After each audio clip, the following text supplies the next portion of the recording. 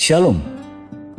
Renungan kali ini berjudul Tujuan Allah untuk Manusia oleh Evangelis Lokamanya Prawiro. Sebelum Alkitab menggambarkan proses penciptaan, dijelaskan tujuan Allah untuk manusia. Dalam Kejadian 1 ayat 26, kita membaca, "Berfirmanlah Allah, baiklah kita menjadikan manusia menurut gambar dan rupa kita, supaya mereka berkuasa atas ikan-ikan di laut dan burung-burung di udara, dan atas ternak dan atas seluruh bumi, dan atas segala binatang melata yang merayap di bumi." Dalam nas ini, kita melihat tujuan Allah untuk manusia menjelaskan dua ciri.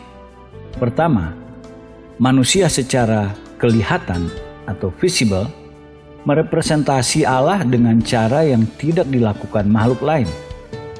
Ia menggambarkan kemiripan Sang Pencipta. Kedua, manusia menjalankan otoritas Allah, mewakilinya, otoritas atas seluruh bumi. Selama manusia bergantung pada Allah, ia menguasai bumi. Tampak paradoksal, khususnya untuk pikiran modern. Hari ini, sebagian besar orang berpikir jika seseorang menguasai, berarti ia independen. Namun dalam ketetapan kekal Allah, manusia harus tetap bergantung agar bisa menguasai. Pada saat ia berhenti bergantung, ia berhenti menguasai. Satan menaruh permusuhan dan kebencian khusus terhadap manusia. Ingat, Satan bukan nama aslinya. Ia aslinya Lucifer, pembawa terang. Ketika ia melanggar batas-batas kewenangannya, ia kehilangan identitas aslinya dan menjadi Satan atau iblis. Kata Satan berarti musuh, penentang, atau lawan. Ia satu yang tak henti-hentinya melawan tujuan-tujuan Allah dan umat Allah. Itu sebabnya ia musuh kita. Satan memusuhi manusia untuk dua alasan.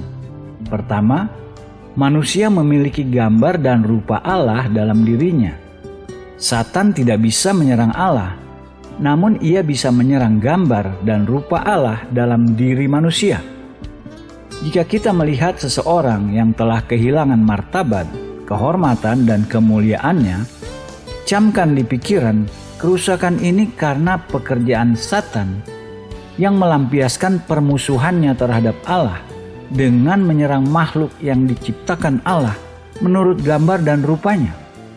Alasan kedua Satan memusuhi manusia karena manusia ditakdirkan mengambil tempat di mana Satan jatuh. Maka manusia menjadi saingan Satan. Dalam Kejadian 3, kita belajar manusia jatuh dalam dosa karena kecerdikan Satan. Adapun ular ialah yang paling cerdik dari segala binatang di darat yang dijadikan oleh Tuhan Allah. Ular itu berkata kepada perempuan itu, "Tentulah Allah berfirman, semua pohon dalam taman ini jangan kamu makan buahnya, bukan?"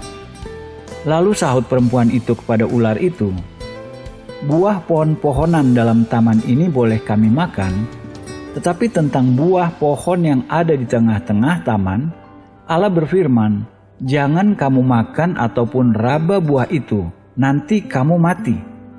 Tetapi ular itu berkata kepada perempuan itu, "Sekali-kali kamu tidak akan mati, tetapi Allah mengetahui bahwa pada waktu kamu memakannya, matamu akan terbuka dan kamu akan menjadi seperti Allah, tahu tentang yang baik dan yang jahat."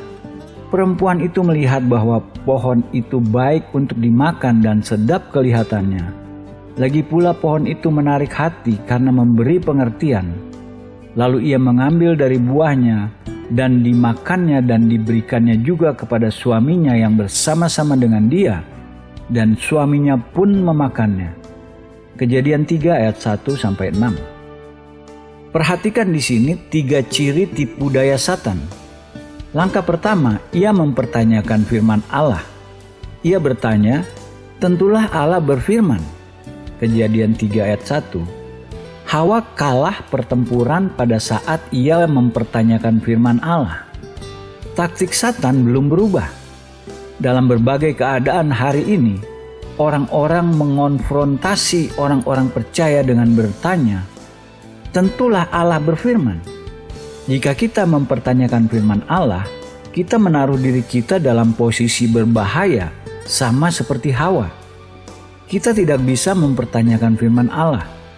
Ciri kedua tipu daya Satan, mempertanyakan kebaikan Allah.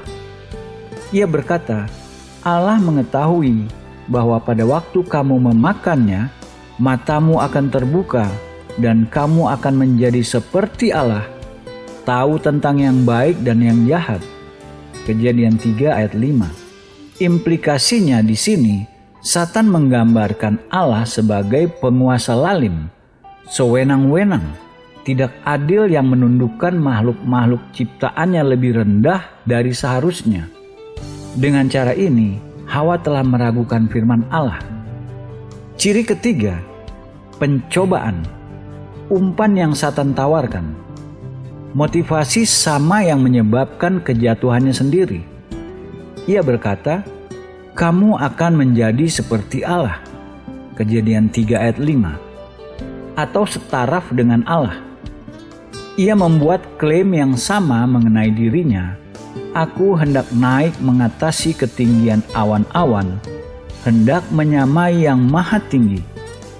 Yesaya 14 ayat 14. Di titik ini Hawa melakukan pelanggaran dan pemberontakan bersama Adam. Ia ingin menjadi seperti Allah, tahu tentang yang baik dan yang jahat dengan bergantung pada dirinya sendiri tanpa melibatkan Allah. Manusia memiliki kecenderungan yang sama, ingin menjadi seperti Allah, tahu tentang yang baik dan yang jahat tanpa melibatkan Allah. Manusia sampai sekarang hidup dalam dosa, bergantung pada diri sendiri. Kita belajar dalam Kejadian bahwa kejatuhan Adam menghasilkan 7 akibat. Pertama, hubungan persekutuan pribadi Adam dengan Allah rusak dan terpisah. Kedua, sumber kehidupan Adam terputus. Ada sumber besar kehidupan ilahi dalam dirinya, namun akhirnya terputus. Ketiga, Adam tunduk pada kefanaan, penyakit, umur tua, keriput, sendi kaku, dan sejenisnya. Keempat, Adam tunduk pada gangguan satanik. Sejak itu, ia korban dan objek serangan setan. Kelima, Adam menjadi budak, kebalikan dari raja. Ia bisa menjadi raja jika ia tetap bergantung, namun ia memilih berdiri sendiri dan menjadi budak. Itu benar dengan begitu banyak orang hari ini. Sikap mereka, saya tidak mau mentaati siapapun. Tidak seorang pun bisa mengatur apa yang saya harus lakukan. Saya bergantung pada diri sendiri. Karena itu mereka menjadi budak dosa. Keenam, alam Adam tunduk pada kesia-siaan.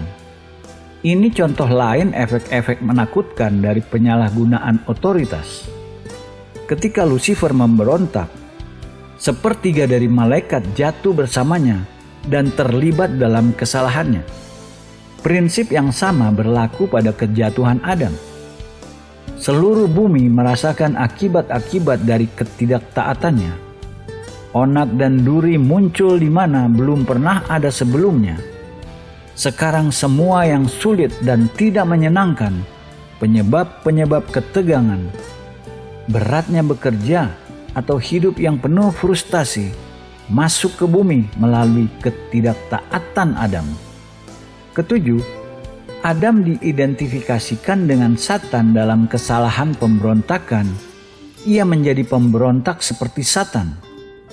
Ini fakta krusial karena dibutuhkan hikmat Allah untuk mendapatkan solusi dan menghancurkan asosiasi ini dan akibat-akibat fatalnya.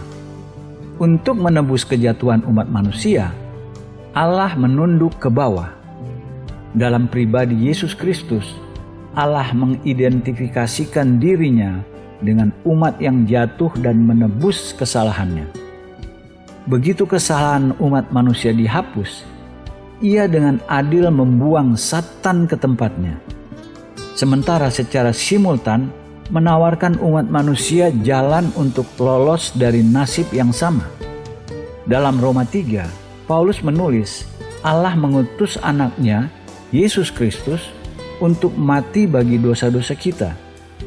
Maksudnya ialah untuk menunjukkan keadilannya pada masa ini, supaya nyata bahwa Ia benar dan juga membenarkan orang yang percaya kepada Yesus. Roma 3 ayat 26. Itu masalahnya. Bagaimana Allah bisa mengampuni tanpa mengompromikan keadilannya? Bagaimana Ia bisa menyelamatkan manusia dan membuang Satan ke tempatnya yang layak? Jawabannya, melalui Yesus. Karena anak-anak itu adalah anak-anak dari darah dan daging, maka Ia juga menjadi sama dengan mereka dan mendapat bagian dalam keadaan mereka, supaya oleh kematiannya Ia memusnahkan dia, yaitu iblis, yang berkuasa atas maut, dan supaya dengan jalan demikian Ia membebaskan mereka yang seumur hidupnya berada dalam perhambaan oleh karena takutnya kepada maut.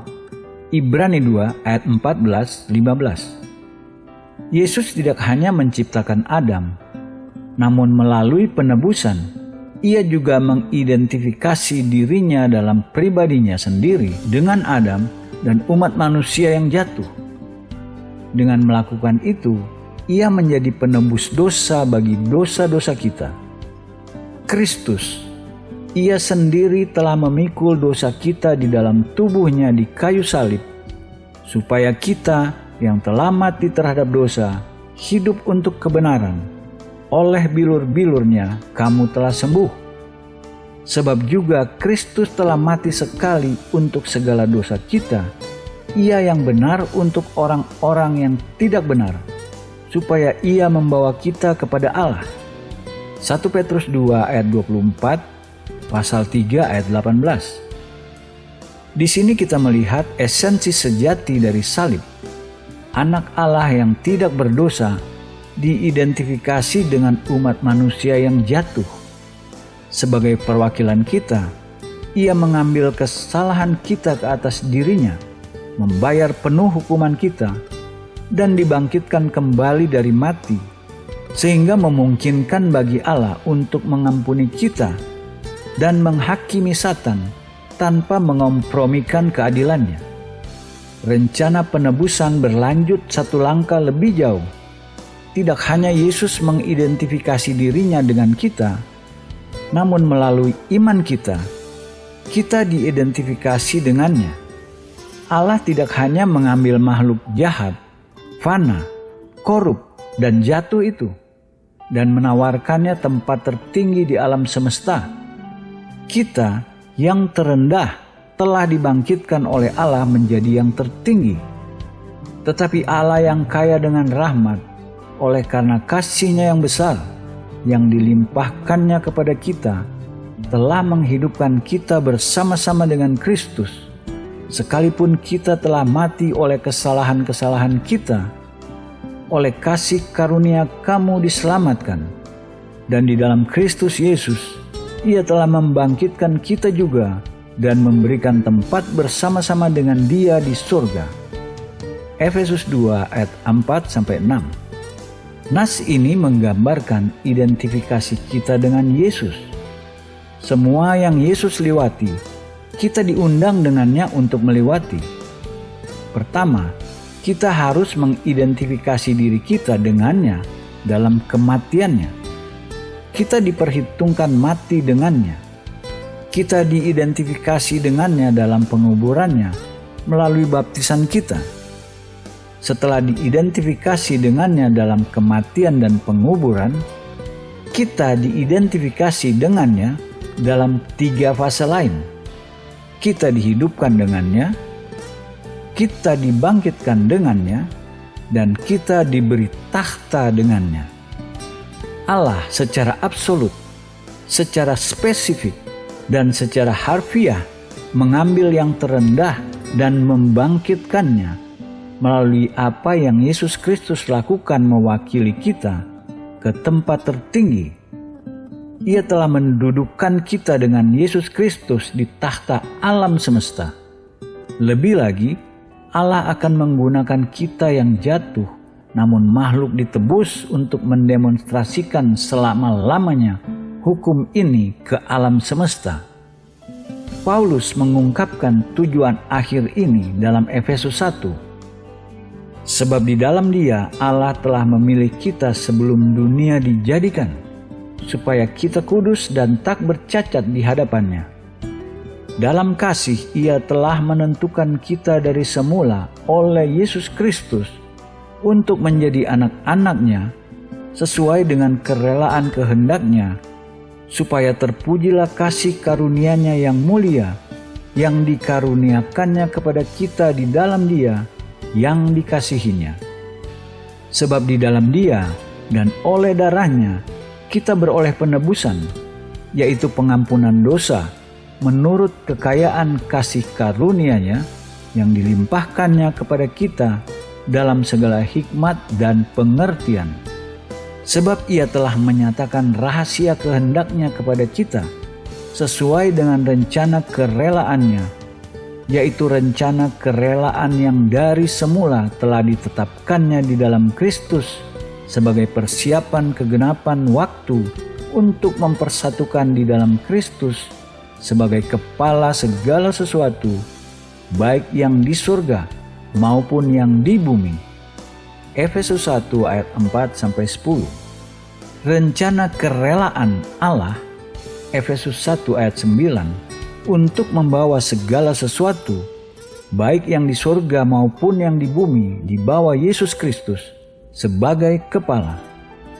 Di sini, di mana kita masuk, pikirkan rencana mulia itu, terbentang dari kekekalan hingga kekekalan. Paulus melanjutkan, "Aku katakan di dalam Kristus, karena di dalam Dialah kami mendapat bagian yang dijanjikan. Kami yang dari semula ditentukan untuk menerima bagian itu sesuai dengan maksud Allah, yang di dalam segala sesuatu bekerja menurut keputusan kehendak-Nya, supaya kami yang sebelumnya telah menaruh harapan pada Kristus boleh menjadi puji-pujian bagi kemuliaan-Nya." Efesus 1 ayat 11-12. Kita, seluruh umat manusia, manifestasi nomor 1 dari prinsip, jika kita meninggikan diri, kita akan direndahkan. Namun jika kita merendahkan diri, kita akan ditinggikan. Paulus membuat poin ini lagi dalam Efesus 2. Dan di dalam Kristus Yesus, Ia telah membangkitkan kita juga dan memberikan tempat bersama-sama dengan Dia di surga, supaya pada masa yang akan datang, Ia menunjukkan kepada kita kekayaan kasih karunia-Nya yang melimpah-limpah sesuai dengan kebaikan-Nya terhadap kita dalam Kristus Yesus. Efesus 2 ayat 6 dan 7. Kita demonstrasi tertinggi kasih karunia Allah, supaya sekarang oleh jemaat diberitahukan pelbagai ragam hikmat Allah kepada pemerintah-pemerintah dan penguasa-penguasa di surga, sesuai dengan maksud abadi yang telah dilaksanakannya dalam Kristus Yesus Tuhan kita. Efesus 3 ayat 10-11. Luar biasa dalam seluruh kekekalan, kita demonstrasi tertinggi di seluruh alam semesta dari hikmat Allah. Allah mengambil kita dari tumpukan sampah dan membuat kita menjadi karya agungnya. Mari kita bersyukur pada Tuhan karena telah membawa kita dari tumpukan sampah menjadi demonstrasi kasih karunia-Nya. Ucapkan, terima kasih Tuhan. Amin.